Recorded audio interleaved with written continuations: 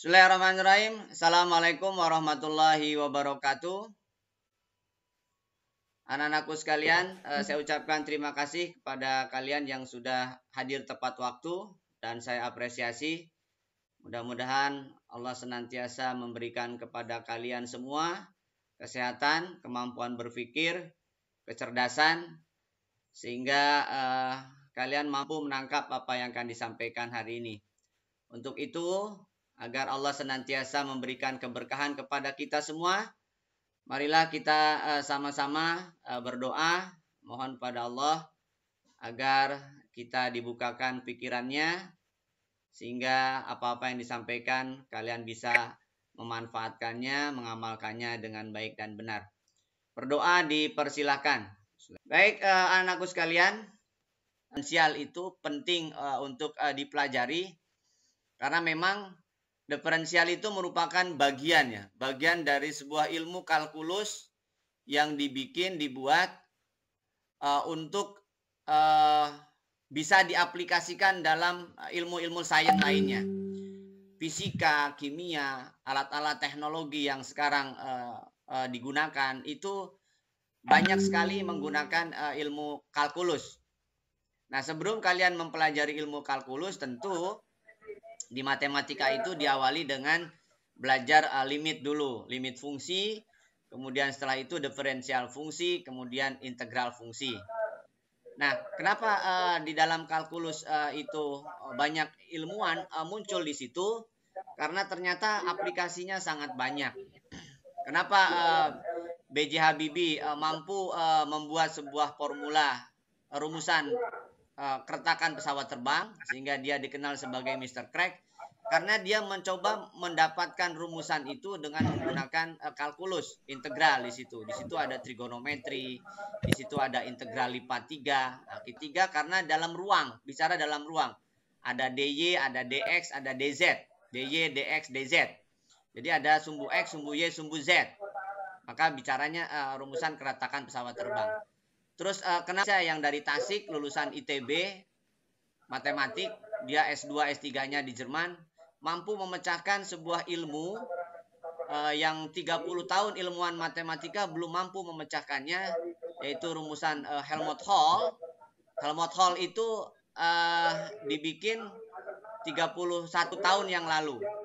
Dan 30 tahun tidak terpecahkan, maka tahun kemarin atau 2-3 tahun yang lalu dipecahkan oleh Erlangga yang dari Tasik, lulusan dari ITB, S1-nya matematika. Sehingga dari rumusan tersebut ternyata si Erlangga ini mampu memecahkan rumusan Helmholtz. Kenapa? Karena di dalamnya ternyata ada sebuah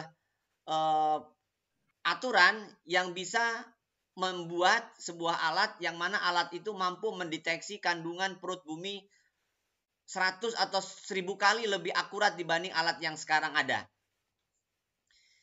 Bagusnya dari Erlangga ini, dia tidak mau ilmunya itu atau rumusannya itu dipatenkan. Apa alasan dia? Kenapa tidak mau mempatenkan? Karena kalau dia patenkan, itu bisa triliunan dia dapatkan. Kenapa? Karena alatnya bisa digunakan oleh berbagai bidang. Terutama dalam dunia dirgantara, untuk radar. Kemudian untuk dunia pertambangan, dia mampu mendeteksi kandungan-kandungan yang ada di dalam perut bumi. Apa? Allah menciptakan saya kelebihan otak atau berpikir, maka tentu saya tidak punya kewajiban untuk mempertahankan untuk diri saya. Maka saya harus membagikan. Jadi saya harus memberikan buat kemaslahatan umat, buat keperluan yang lain. Itu bagusnya dari dia. Katakan bahwa apa-apa yang dia miliki itu bukanlah seberapa, hanya mungkin setetes air yang ada di lautan. Tapi ternyata bisa mengubah dunia, bisa membuat sebuah alat yang mampu mendeteksi kandungan dari perut bumi lebih akurat. Kemudian dimanfaatkan oleh radar yang bisa melacak lebih akurat. Akan diasumsikan di sebuah grafik, ya kan? Ini sebuah grafik. Nah, grafik ini biasanya dinyatakan dari sebuah fungsi. Setiap fungsi itu biasanya ada grafiknya. Tapi tidak semua grafik adalah fungsi. Tapi tidak semua grafik bisa dinyatakan dengan sebuah fungsi. Oke. Nah, di sini tentu perubahan itu dari titik ke titik, ya kan? Perubahan itu terjadi dari sebuah tempat ke tempat, itu pasti akan mengalami sebuah perubahan. Ini misalkan dari titik A, katakanlah ini titik awal, katakanlah. Ini misalkan titik akhir, katakanlah titik B. Nah, dari A ke B itu pasti mengalami sebuah perubahan. Nah, si Newton dan Leibniz itu membuat sebuah pernyataan yang sampai sekarang ilmuwan matematika menggunakannya. Yang namanya diferensial, bahwa ternyata dari sebuah perubahan ini bisa memunculkan sebuah rumusan-rumusan yang sangat banyak. Rumusan-rumusan yang sangat banyak. Nah, salah satunya adalah dalam ilmu fisika mungkin kalian mengenal yang namanya kecepatan, ya kan? Kalian mengenal yang namanya kecepatan. Nah, kecepatan itu kan sebuah perubahan yang mungkin yang tadinya berhenti, pelan, lama-lama makin cepat. Sehingga muncul yang namanya kecepatan. A di sini misalkan X, kemudian di sini B, katakanlah absisnya misalkan X. Nah, di sini tentu ada yang namanya perbedaan. Perbedaan dari mulai titik A ke titik B. Nah, biasanya di matematika itu dilambangkan dengan yang namanya delta. Delta atau misalnya distance, jarak. Jadi ada jarak. Nah, jaraknya misalkan ini delta. Kalaulah misalkan ini sebuah titik, lalu ini sebuah fungsi, fungsinya fx, maka titik ini mempunyai koordinat. Koordinatnya adalah fx. Karena fungsinya fx untuk x. Kemudian kalau absisnya adalah x plus delta y, maka koordinatnya adalah fx plus delta x. Gitu ya. Fx plus delta x. Nah, pada saat kalian belajar di SMP diajarkan yang namanya gradien. Gradien atau kemiringan, ya kan? Kemiringan di SMP itu kan diajarkannya Y2 min Y1 per X2 min X1 kan. Di SMP kan gitu diajarkannya kan?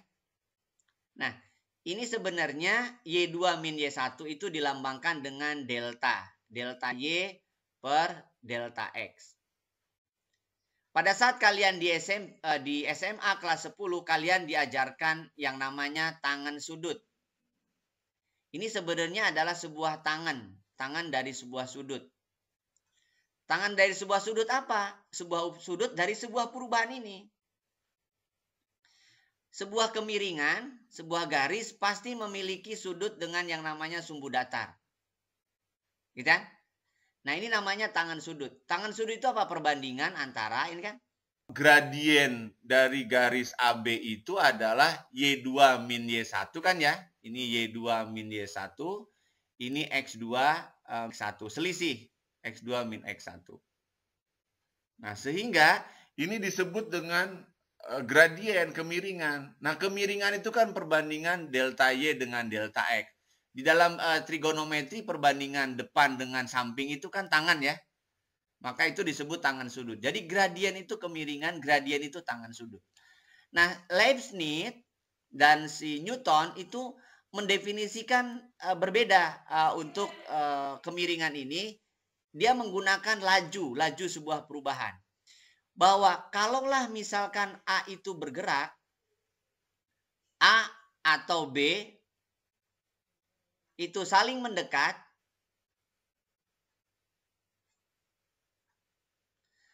sehingga dia mencapai sebuah titik yang namanya titik singgung. Itu mendekati sebuah nilai nol. Pada saat kita bicara mendekat atau menuju sebuah bilangan, maka kita bicara sebenarnya sudah kita bicara limit. Gitu kan? Kita sudah bicara limit. A itu bergerak menuju B, A itu bergerak menuju B, sehingga deltanya itu sudah tidak ketemu lagi, sudah tidak terlihat lagi, atau dalam arti mendekati nol, maka kita bicara berarti limit. Nah, di sini bahwa MAB itu dituliskan, MAB itu adalah Y2 min Y1. Kalaulah ini adalah X, maka nilainya Fx, berarti ini Y1. Lalu X plus delta X itu adalah nilainya Fx plus delta X adalah Y2. Maka MAB itu bisa juga dong dilambangkan dengan Fx plus delta X dikurangi Fx per X2-nya berarti dalam hal ini adalah ini berarti sebagai X1, berarti ini sebagai X2. Gitu? Ini sebagai X2. Nah, dengan demikian berarti X2-nya adalah X plus delta X, kan? X dikurangi E kan habis ya. Maka muncullah sebuah pernyataan akhir Fx plus delta X dibagi Fx, dikurangi Fx dibagi delta X. Nah, ini adalah MAB. Ini gradien. Menuju B, sorry maksud saya, mengakibatkan deltanya itu berarti makin kecil kan? Jadi kalau misalkan ini A bergerak ke sini. Jadi misalkan ini, A bergerak. Ini misalkan A bergerak, kemudian bergerak sedemikian hingga garis-garisnya itu garis singgung. Saat A dan B-nya itu mendekat ke P, itu artinya berarti si delta itu menuju 0 ya. Si delta menuju 0. Berarti pada saat kita bicara menuju, maka kita bicara limit. Oke. Dan Leibniz untuk mendefinisikan sebuah turunan fungsi.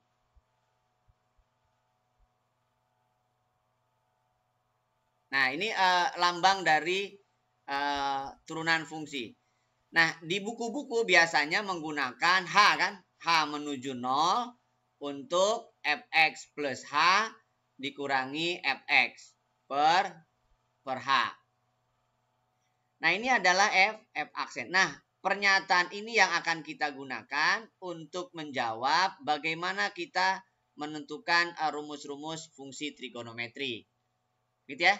Nah, di video saya sudah jelaskan bagaimana mencari rumus fungsi trigonometri, sinus, kosinus, dan seterusnya. Begitupun di modul ya. Di modul sudah saya kemukakan. Di modul juga sudah saya kemukakan. Kalian bisa lihat di modul bagaimana rumusan itu didapatkan. Oke, kita lanjutkan. Tadi kita nyatakan bahwa F aksen itu adalah di buku-buku biasanya tuliskan limit H menuju 0 kan. Fx plus H dikurangi Fx plus H ya. Nah, sehingga pada saat kita ingin cari turunan fungsi dasar dari fungsi trigonometri, sinus dan kosinus ya kan. Kita akan cari fungsi dasarnya sinus kosinus. Maka Fx sama dengan sin X berarti Fx plus H adalah sin X plus H. Nah, sehingga berdasarkan definisi F aksen untuk Fx sama dengan sin X adalah limit H menuju 0 sin X plus H dikurangi sin X. Nah, ini tentu kalian harus ingat tentang rumus selisih. Sinus X, sinus A dikurangi sinus B. Gitu ya.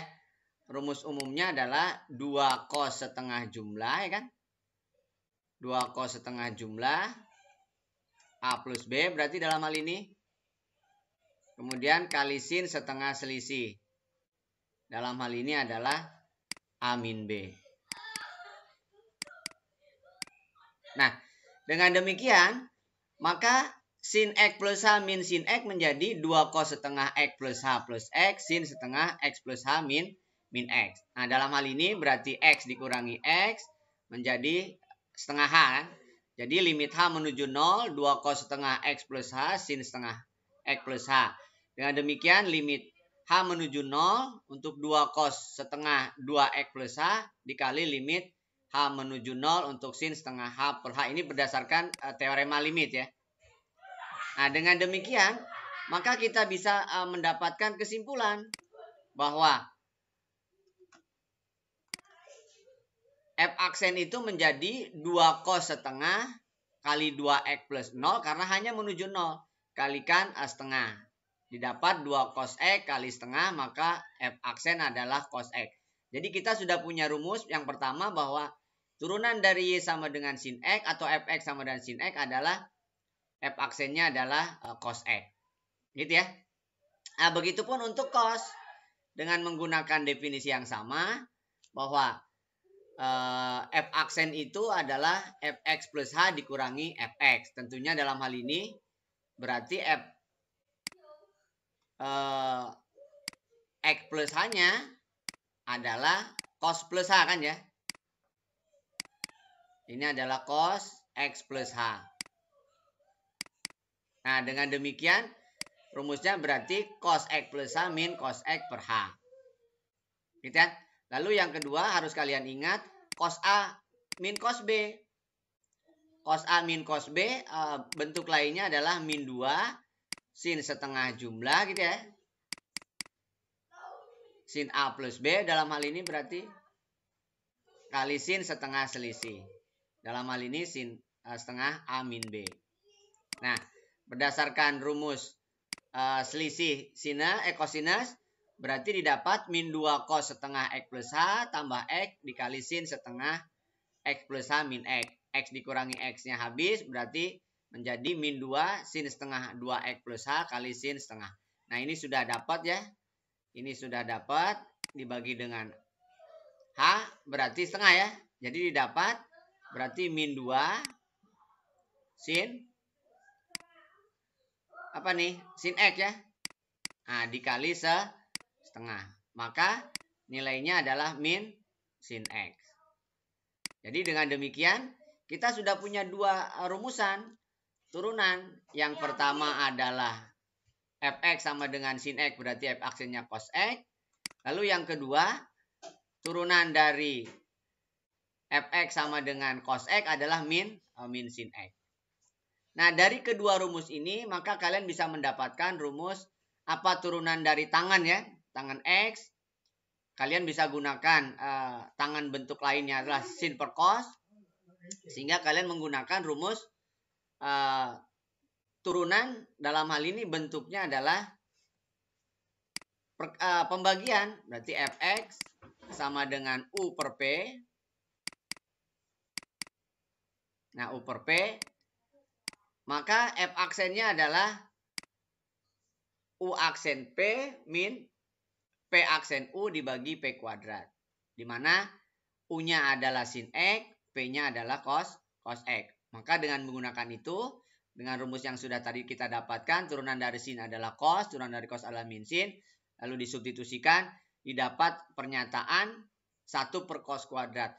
Kenapa? Karena kita tahu bahwa sinus kuadrat sebuah sudut ditambah dengan kosinus kuadrat sudut yang sama, maka dia nilainya 1.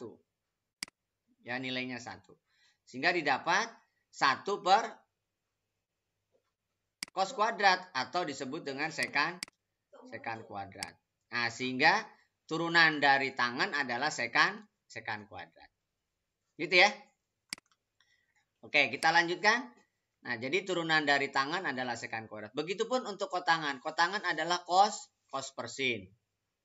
Oke, maka dengan menggunakan rumus sama, U per P didapat bahwa turunan dari kotangan adalah min kosekan kuadrat. Begitupun untuk sekan, turunannya kalian bisa gunakan U per P atau karena sekan itu adalah seperkos, lalu seperkos itu bisa kalian nyatakan dalam bentuk perpangkatan. Dalam hal ini adalah cos X dipangkatkan minus 1, ya kan? Maka kalian bisa menggunakan aturan Fx sama dengan U pangkat N. Nah, di aljabar kan sudah diajarkan. U pangkat N. Kalau sebuah fungsinya dipangkatkan dengan N, maka turunannya adalah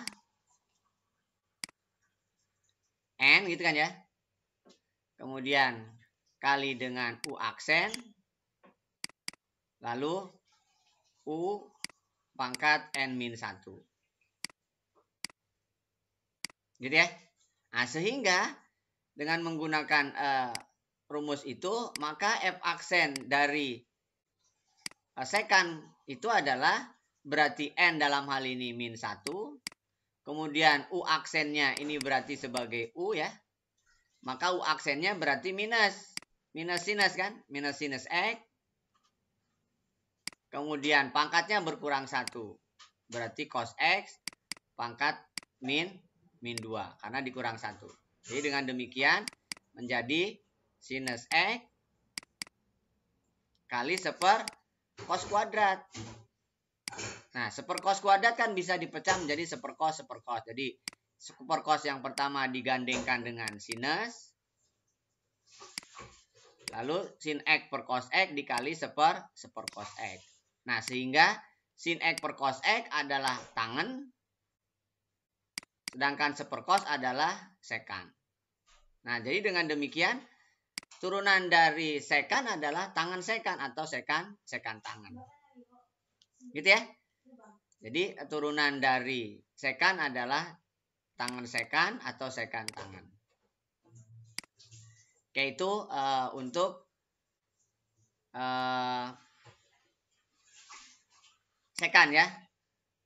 Oke, jadi kita sudah punya 5 rumus. Jadi sekan itu turunannya adalah sekan tangan. Begitupun untuk sepersin ya. Kalian bisa gunakan sin X pangkat -1 dengan cara yang sama, maka diperoleh min kosekan kotangan.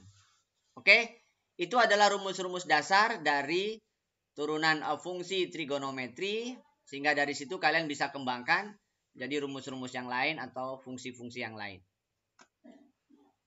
Oke, kita lanjutkan. Dimana pada sebelumnya kalian sudah diinformasikan bahwa turunan fungsi trigonometri, misalkan fx sama dengan sin x, maka turunan adalah cos x, ya kan? Kemudian turunan untuk fx sama dengan cos x, maka F aksennya adalah minus sinus X.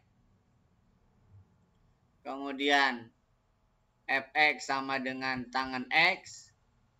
Maka turunannya adalah sekan kuadrat. Kemudian Fx sama dengan kotangan X. Turunannya adalah min kosekan X ya. Min kosekan kuadrat X. Kemudian Fx sama dengan sekan X. Maka turunannya adalah sekan X tangen X ya. Kemudian terakhir Fx sama dengan kosekan X. Turunannya adalah min kosekan X kotangan X. Gitu ya. Nah, ini adalah rumus baku atau bentuk-bentuk dasar dari turunan fungsi trigonometri yang harus kalian ingat. Dan tentunya kalian harus kolaborasi dengan dalil atau teorema dari diferensial.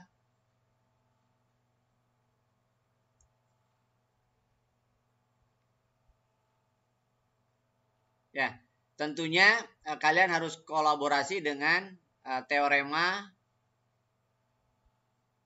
atau dalil ya. Atau rumus boleh dari diferensial. Nah, teorema-teorema diferensial itu yang biasanya sering digunakan adalah perkalian dua fungsi. Maka turunannya adalah, kalau U kali P berarti turunannya adalah U aksen P, ya kan? Plus P P aksen U atau U P aksen boleh. Aksennya boleh depan apa belakangan. Kemudian kalau pembagian misalkan U per P, maka turunannya adalah U aksen P min P aksen U atau UP aksen boleh per P kuadrat. Kemudian kalau dia bentuk perpangkatan, maka turunannya adalah N kali U aksen U X pangkat N min 1. Kemudian yang terakhir yang biasanya sering digunakan adalah komposisi fungsi ya. Misalkan F bundaran G atau GH, maka F aksennya adalah H aksen kali G aksen H. Gitu ya. Nah, ini adalah dalil-dalil yang harus kalian kuasai untuk menjabarkan rumus-rumus atau turunan fungsi trigonometri yang lain. Kemudian yang terakhir tentu adalah kalian harus juga tahu tentang rumus-rumus. Nah, rumus-rumus trigonometri ya. Rumus-rumus trigonometri juga harus kalian kuasai. Jadi yang biasanya misalkan penjumlahan jadi perkalian, ya kan? Atau perkalian jadi penjumlahan dan seterusnya. Ya, bisa juga misalkan sin A ditambah sinus B itu menjadi 2 sin setengah jumlah gitu kan ya. Kali cos setengah selisih gitu kan. Kalau misalkan minus sin A min sin B itu menjadi 2 cos dulu kan. 2 cos setengah jumlah kali sin setengah selisih gitu kan ya. Kemudian kalau cos cos A cos B bisa juga kalian gunakan 2 cos setengah jumlah cos setengah selisih gitu kan. Kemudian kalau cos A min cos B min 2 sin setengah jumlah sin setengah selisih. Gitu ya. Atau ada juga dari perkalian menjadi penjumlahan, penjumlahan menjadi perkalian kan. Jadi perkalian menjadi penjumlahan, misalkan 2 sin A cos B. Nah, ini berarti sin jumlah ya kan, kalau ini ditambah sin selisih. Kalau 2 cos duluan, 2 cos sin misalkan, itu berarti sin jumlah dikurangi sin selisih. Kemudian kalau 2 cos 2 cos jumlah ditambah cos selisih gitu kan. Kemudian kalau min 2 sin cos jumlah dikurangi cos selisih. Kemudian terakhir biasanya sudut rangkap ya. Cos 2 alfa. Nah, ini yang ada 3 rumus. 2 cos kuadrat alfa min 1 atau 1 min 2 sin kuadrat alfa. Atau boleh juga cos kuadrat alfa min sin kuadrat alfa. Kemudian sin 2 alfa itu adalah 2 sin alfa cos alfa. Kemudian tan 2 alfa adalah 2 tan alfa per 1 min tan kuadrat alfa. Dan seterusnya. Nah, ini adalah rumus-rumus yang harus kalian kuasai juga. Karena terkadang di dalam opsinya itu si pembuat soal bisa aja mengkolaborasi dengan rumus-rumus trigonometri. Sambil contoh misalkan gini. misalkan ada limit, kok limit.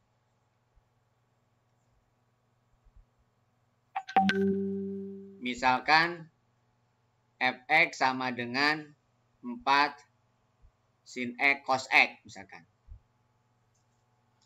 Tentu kalian bisa jadi ini menganggap sebagai sebuah fungsi u, ini menganggap sebagai fungsi p misalkan. Sehingga u aksennya adalah 4 cos x.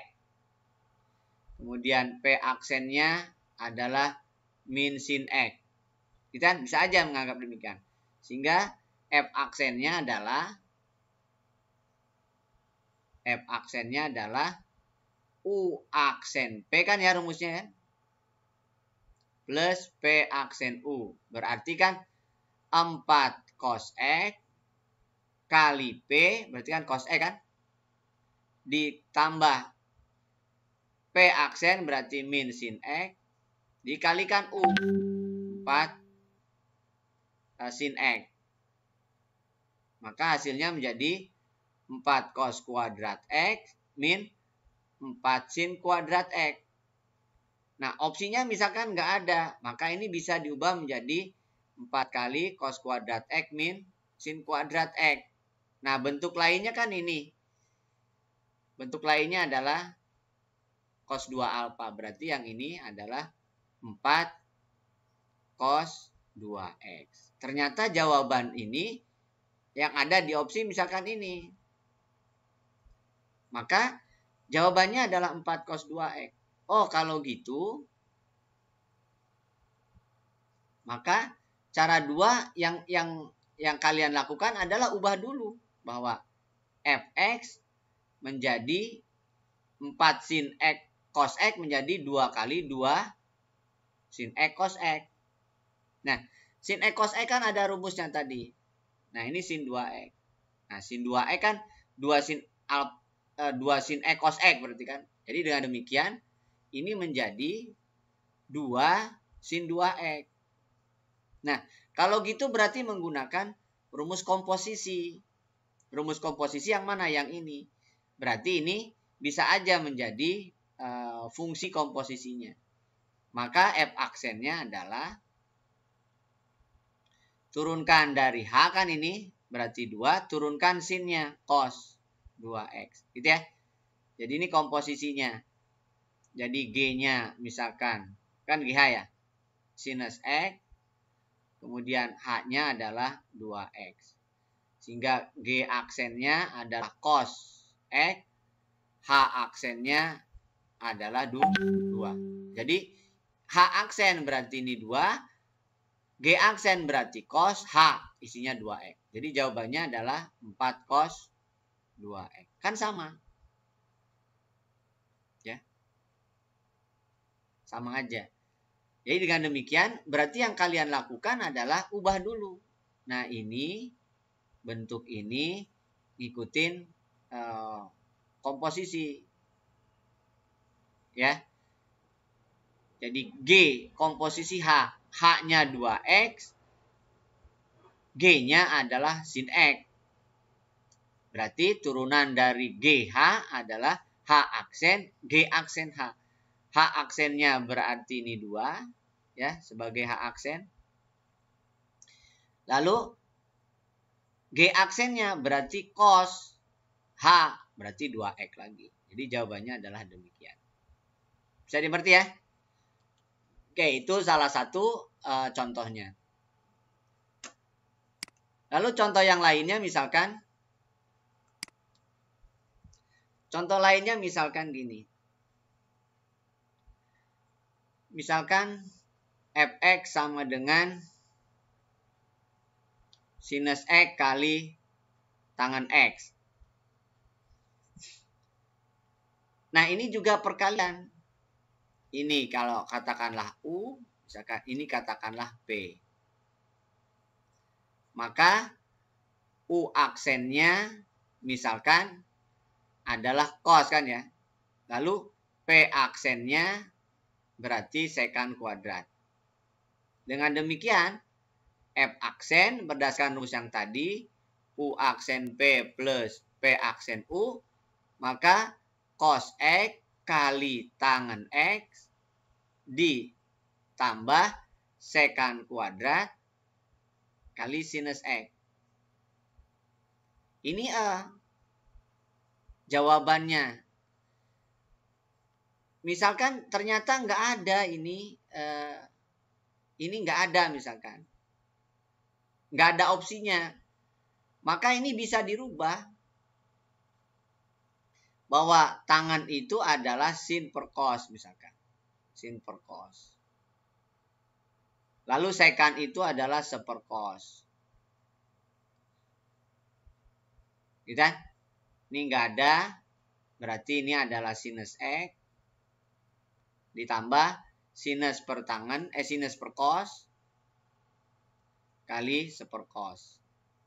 Berarti sinus X ditambah tangen X sekan X misalkan. Yang ada ini. Nah, ini juga termasuk pernyataan yang benar. Gitu kan? Nah, atau misalkan kalian dari awal sudah menuliskan bahwa fungsinya dirubah dulu. Bahwa tangan itu adalah sin per cos. Sehingga kalian menuliskannya sin kuadrat dibagi cos X. Nah, tentu kalian menyatakan ini sebagai fungsi U, ini sebagai fungsi P. Lalu fungsi U-nya ternyata bentuknya lain, yaitu bentuk sin kuadrat. Nah, kalau bentuk kuadrat, kalian bisa gunakan rumus bentuk fx sama dengan katakanlah g kuadrat ya, atau g pangkat n lah. Maka f aksennya itu adalah 2 g aksen g n-1. Gitu ya. Berarti ini harus ada turunannya. Berarti turunannya adalah letakkan pangkat di depan. Oh, ini n maksud saya. Ini maksudnya n. Berarti 2 turunkan sin jadi cos, pangkatnya berkurang 1. Gitu kan? Letakkan 2 di depan, turunkan yang dipangkatkan, sinus jadi cos, pangkatnya berkurang 1. Nah, ini berarti U aksen. Lalu P aksennya berapa? P aksennya berarti min sinus X. Nah, dengan demikian, maka F aksen itu menggunakan pecahan U aksen P min P aksen U per P kuadrat. Apa U aksennya? U aksennya adalah ini 2 cos X sin X. P-nya apa? P-nya cos. Dikurangi P aksen. P aksennya min sin. Berarti jadi plus sin X kali U. U-nya adalah sin kuadrat. Per P kuadrat. P kuadratnya adalah cos kuadrat. Nah, jadi hasilnya adalah 2 cos kuadrat X sinus X plus sinus pangkat 3X per cos 2X. Cos kuadrat X. Ini juga sama per cos kuadrat X. Kan bisa ini. Coret kan ininya ya. Coret.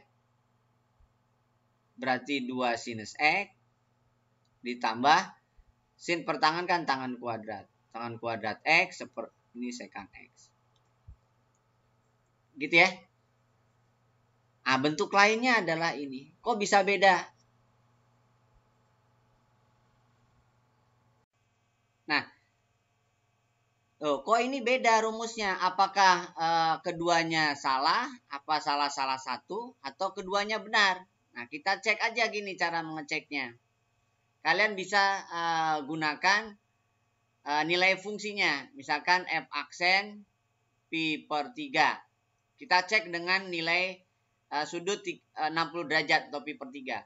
Yang pertama dulu. Ini anggap sebagai yang pertama. Ya, kita anggap yang pertama. Maka sin pi per 3 ditambah tan pi per 3 dikali sekan pi per 3. Sin 60 itu setengah akar 3. Tan 60 itu akar 3. Sekan 60 itu 2. Berarti setengah ditambah 2. Oke, 5 per 2 akar 3. Itu yang pertama. Ini anggap yang kedua. Lalu yang kedua, F aksen pi per 3. F aksen pi per 3 berarti 2 kali sin pi per 3 ditambah tangan pi per 3 kuadrat, kan? Dikali sin pi per 3. Sin 60 itu tadi setengah akar 3. Tangan 60 itu akar 3, tapi dikuadratkan. Sin 60 itu setengah akar 3.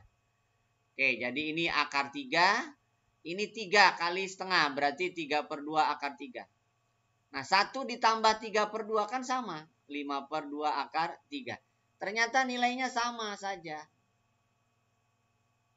Ya, nilainya sama. Ya, nilainya sama. Nah, dengan demikian maka kita simpulkan bahwa berarti bentuknya sama. Bahwa nilai fungsi ini sama turunannya, kan, dengan fungsi ini. Berarti sama-sama benar, tapi bentuknya beda. Saya ngerti ya? Nah, itulah uniknya fungsi trigonometri. Bahwa dalam trigonometri itu ada yang namanya relasi. Relasi itu berarti hubungan antara dua fungsi. Antara fungsi sinus dengan kosinus, tangan dengan kotangan, sinus dengan tangan, tangan dengan sinus, dan seterusnya. Itu ada relasi, ada hubungan. Jadi dengan demikian, bahwa turunan fungsi cara yang pertama sama ternyata dengan cara yang kedua. Walaupun bentuk fungsinya beda. Gitu ya. Jadi untuk menyatakan bahwa dia sama atau tidak, salah satunya dengan menggunakan relasi-relasi fungsi, hubungan antara fungsi, rumus-rumus trigonometri, atau kalian uji aja salah satu titik nilai X tertentu, apakah sama? Kalau sama berarti rumusnya turunannya sama, tapi dengan rumus yang berbeda. Gitu ya? Bisa dimengerti? Oke. Contoh lainnya misalkan begini. Misalkan ada sebuah fungsi, katakan lainnya misalkan fx sama dengan 1 plus tan kuadrat X per sekan kuadrat X, ya. Misalkan yang terbesit pertama kali di pikiran kalian adalah menggunakan U per P. Gitu ya. Nah, berarti U aksennya dalam hal ini adalah turunan dari 1, 0. Turunan dari tangan kuadrat adalah 2. Letakkan 2 di depan, ya. Pangkatnya berkurang 1. Turunkan tangannya, berarti sekan kuadrat. Sedangkan P, letakkan pangkat di depan 2. Pangkatnya berkurang 1. Gitu. Kemudian turunan dari sekan adalah sekan tangan. Gitu ya. Berarti yang ini adalah 2 sekan kuadrat tangan X, ya. Sama, ya. Nah, ternyata ini kan sama. Oke, jadi dengan demikian maka F aksen itu adalah, karena diturunkannya sama sebenarnya kalian harus curiga. Tapi karena terlanjur berpikirnya adalah itu adalah U per P, maka yang terpikirnya adalah U aksen P min P aksen U per P kuadrat. Jadi U aksennya adalah 2 tangan X sekan kuadrat X, gitu kan, ya. Kalikan P, P-nya adalah sekan kuadrat min P aksen.